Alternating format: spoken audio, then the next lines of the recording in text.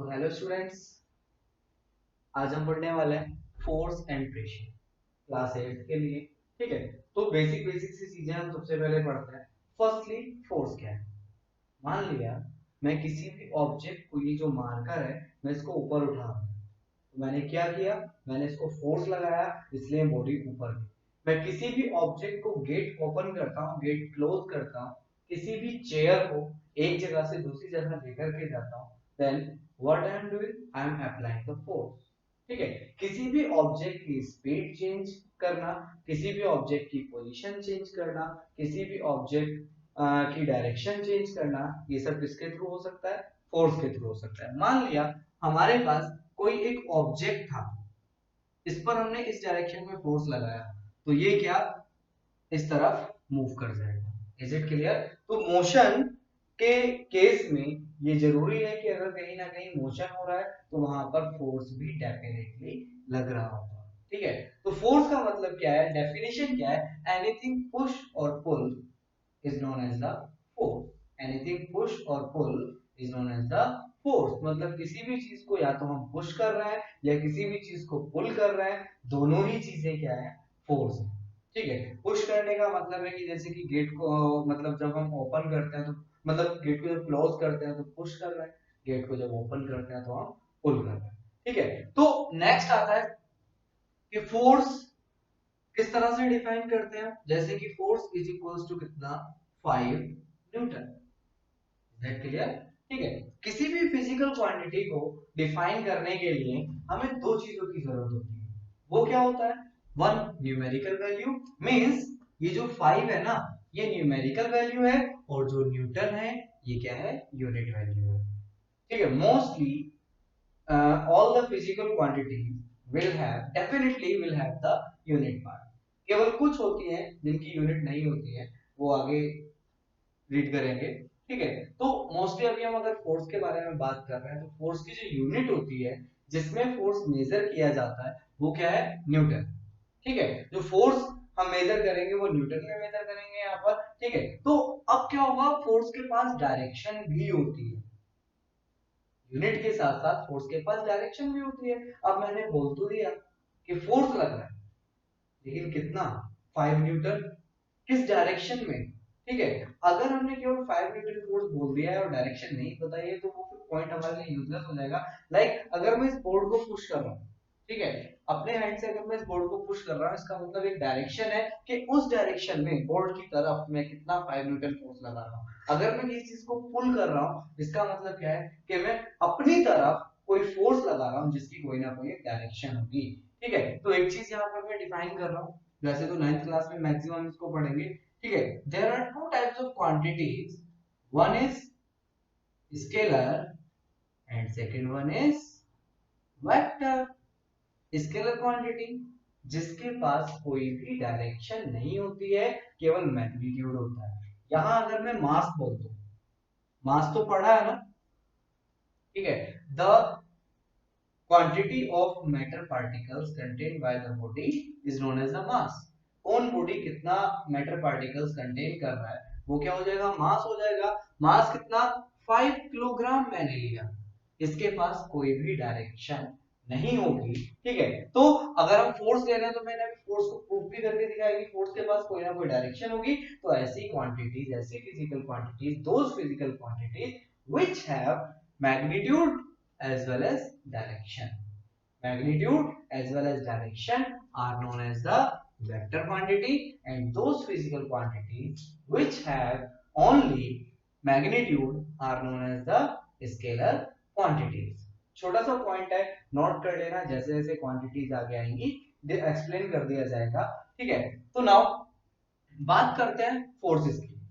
ठीक है, तो फोर्स क्या हुआ, 5 Newton force, 10 Newton force, 20 Newton force. ठीक है, तो किसी भी बॉडी को मूव कराने के लिए किसी एक पर्टिकुलर डायरेक्शन में हमें क्या चाहिए होता है, फोर्स चाहिए होता है।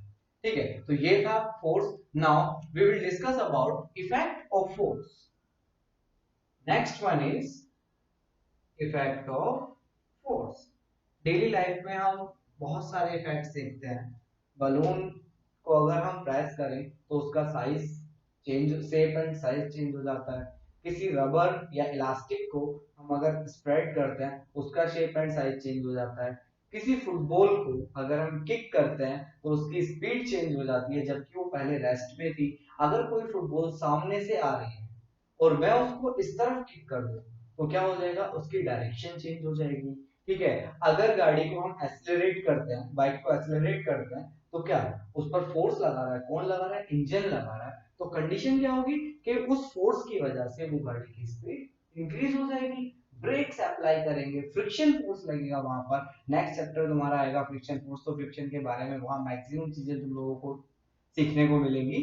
ठीक है, तो मेन चीज क्या है, हम फोर्स ही तो लगा रहे हैं। किसी बॉडी को एक्सेलरेट करना है उसकी डायरेक्शन में फोर्स लगाएंगे, किसी बॉडी को रिटार्ड करना है मतलब किसी बॉडी को रोकना है तो अपोजिट डायरेक्शन में फोर्स लगाएंगे।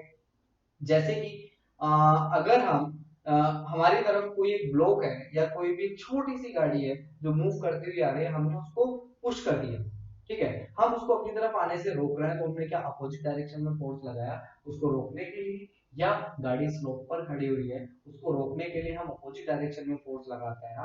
तो हमारी डेली लाइफ में हर जगह फोर्स अप्लाई होता है जहां भी हम चीजों को मूवमेंट करा रहे हैं, जहां भी हम इनकी डायरेक्शन चेंज कर रहे हैं, तो वही हम इफेक्ट ऑफ फोर्स में लिखेंगे। सबसे पहला क्या है, इफेक्ट्स ऑफ फोर्स में आएगा change of state of motion and rest. Means force can change state of motion and state of rest. Rest में है मोशन में कन्वर्ट कर सकता है, मोशन में है रेस्ट में कन्वर्ट कर सकता है। दोनों के एग्जांपल क्या होंगे, फुटबॉल रेस्ट में थी, किक किया मोशन में आ गई। किसी अदर प्लेयर ने फुटबॉल को किक किया, हमने अगर उसको रोकना है हमने उसको फोर्स लगा करके रोक दिया, उसकी स्पीड कम हो गई।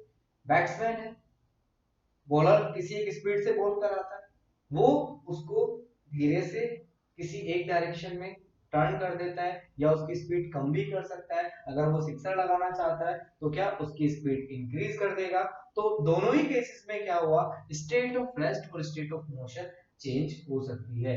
किसी भी ऑब्जेक्ट को, जैसे कि गाड़ी अगर कहीं पर खड़ी हुई है उस पर अगर हमने फोर्स लगा दिया तो क्या होगा, गाड़ी आगे मूव कर जाएगी, मतलब वो रेस्ट में थी मोशन में आ गई। चलती हुई गाड़ी में हमने ब्रेक्स अप्लाई कर दिए तो वो मोशन में थी तो किसमें आ जाएगी, रेस्ट में आ जाएगी। डेली लाइफ में हम कई जगह चीजों को यूज करते हैं। चेंज तो फोर्स क्या कर सकता है, किसी भी बॉडी की स्टेट ऑफ रेस्ट और स्टेट ऑफ मोशन को चेंज कर सकता है।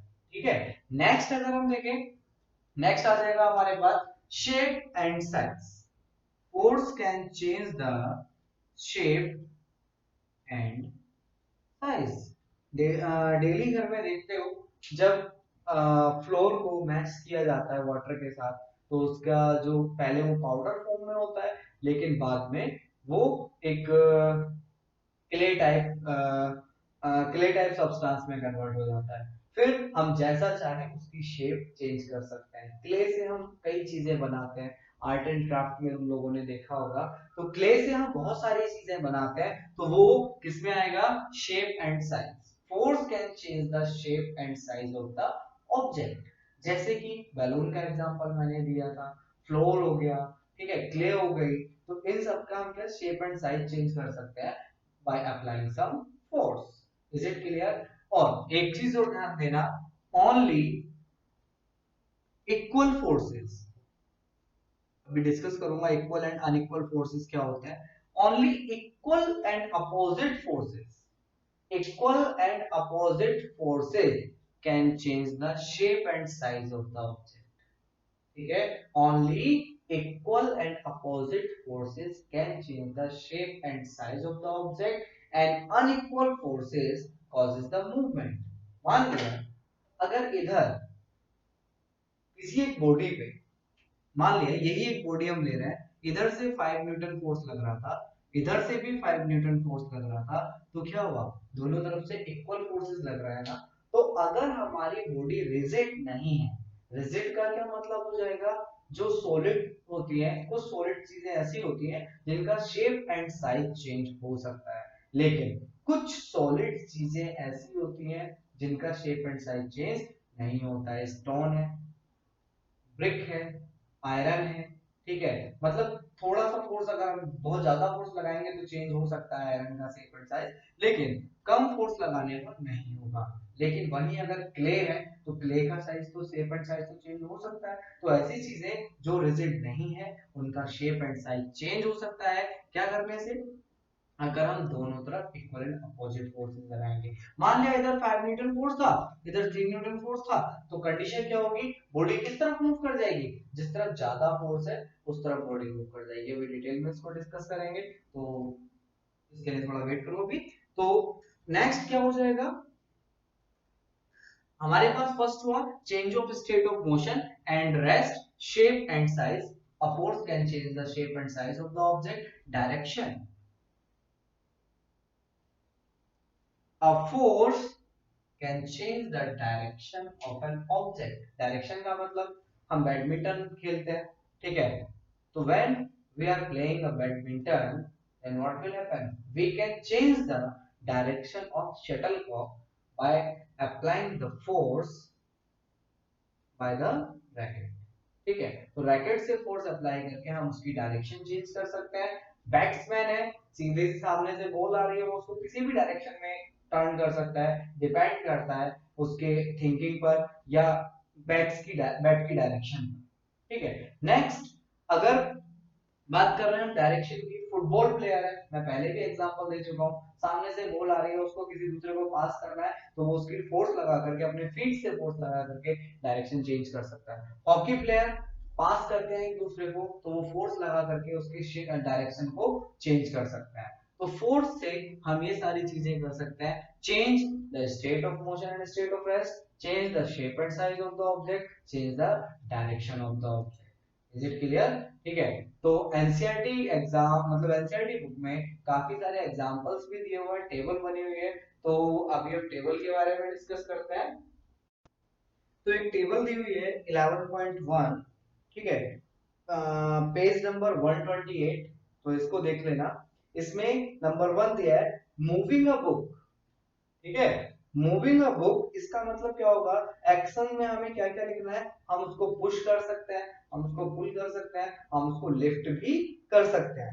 नेक्स्ट आता है ओपनिंग और शटिंग अ डोर, इसको हम क्या करेंगे, we can either we can push it और पुल इट, ठीक है, या तो हम इसको पुश कर सकते हैं, पुल कर सकते हैं, दोनों ही एक्शन हम कर सकते हैं। ठीक है, तो इसमें हम लिखेंगे पुश और पुल।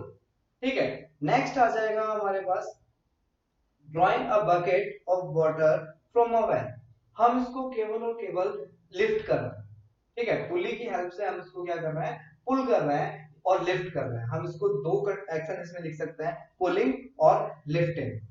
ठीक है, नेक्स्ट आएगा हमारे पास a football player taking a penalty kick, उसमें क्या कर रहा है, वो उसको केवल किक करने के टाइम पे पुश कर रहा है, तो पुश करके वो बॉल को किसी डायरेक्शन में टर्न करा रहा है, तो केवल यहाँ पर पुश ही आएगा।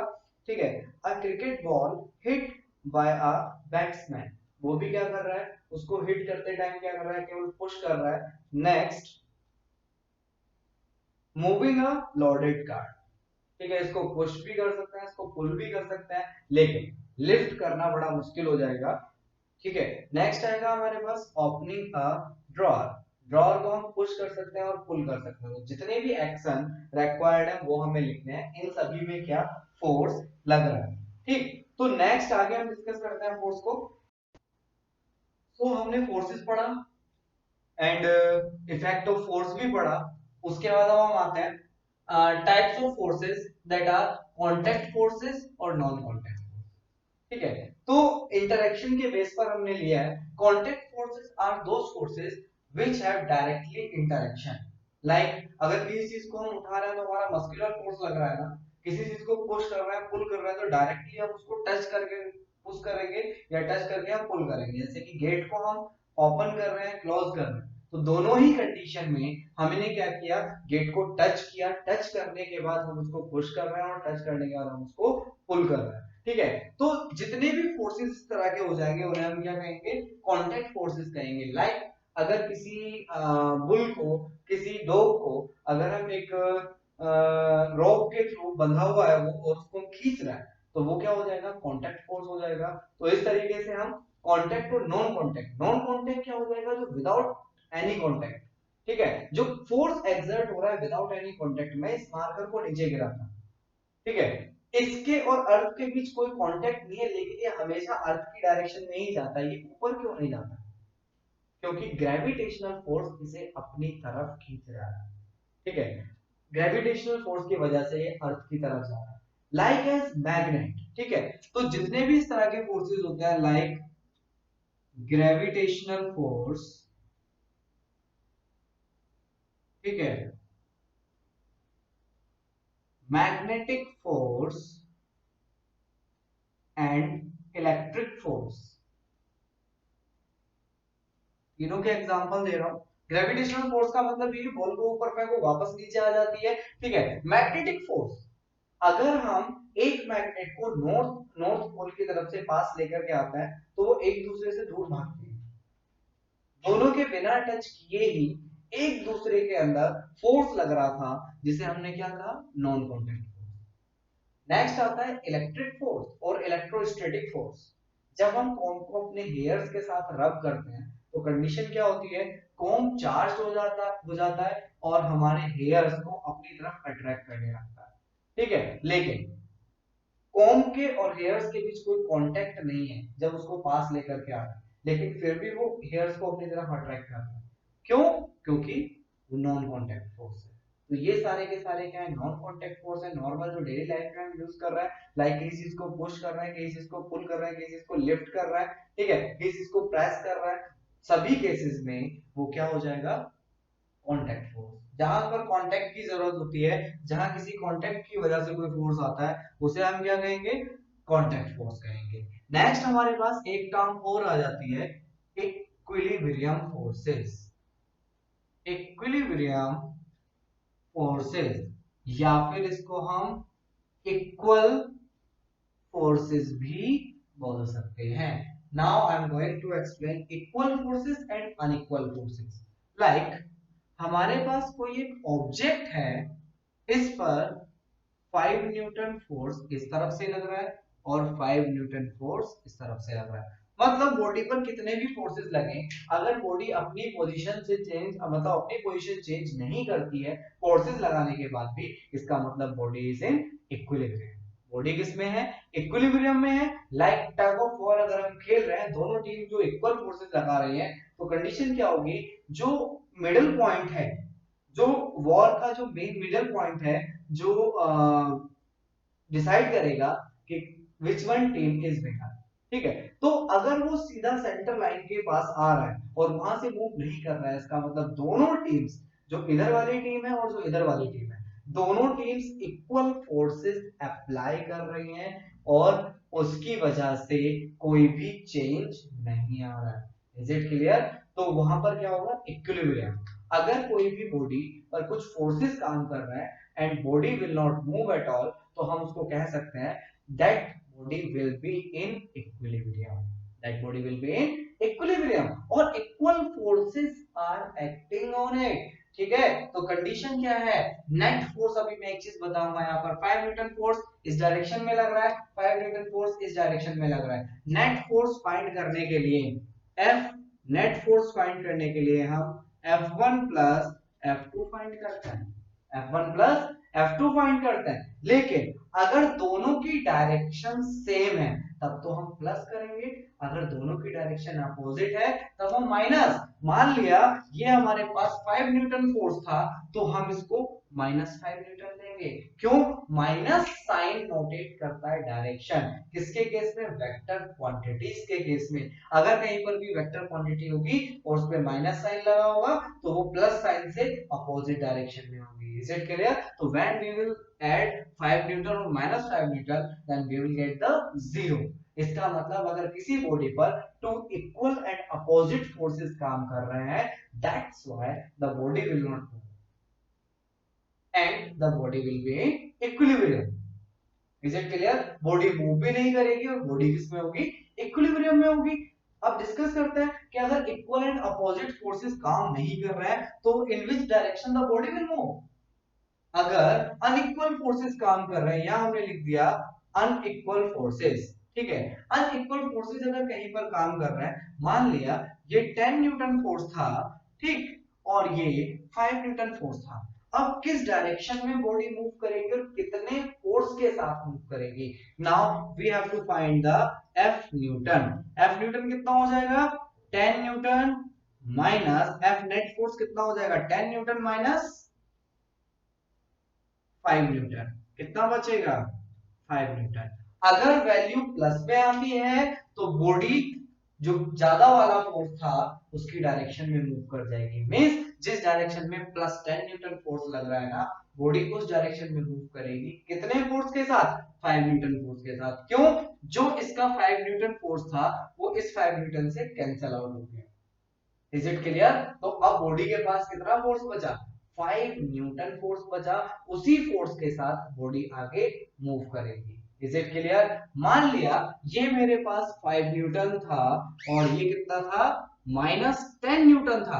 अब हम अगर क्वेश्चन करें तो कितना आ जाएगा? देखो यहां से ये आ जाएगा 5 न्यूटन माइनस 10 न्यूटन, तो ये कितना बचेगा?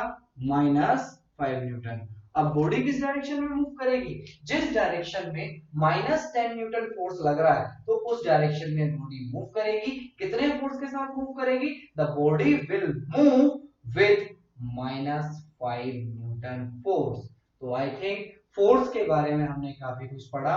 ठीक है, तो ये फोर्स वाला जो पार्ट था हमारा चैप्टर का यहाँ पर खत्म हो जाता है। कभी कभी अगर न्यूमेरिकल आता है इस चैप्टर से, इस पार्ट से, तो केवल नेट फोर्स फाइंड करने के लिए आता है। इससे ज्यादा डीप में न्यूमेरिकल्स अभी 8th क्लास लेवल्स में नहीं है। So read it and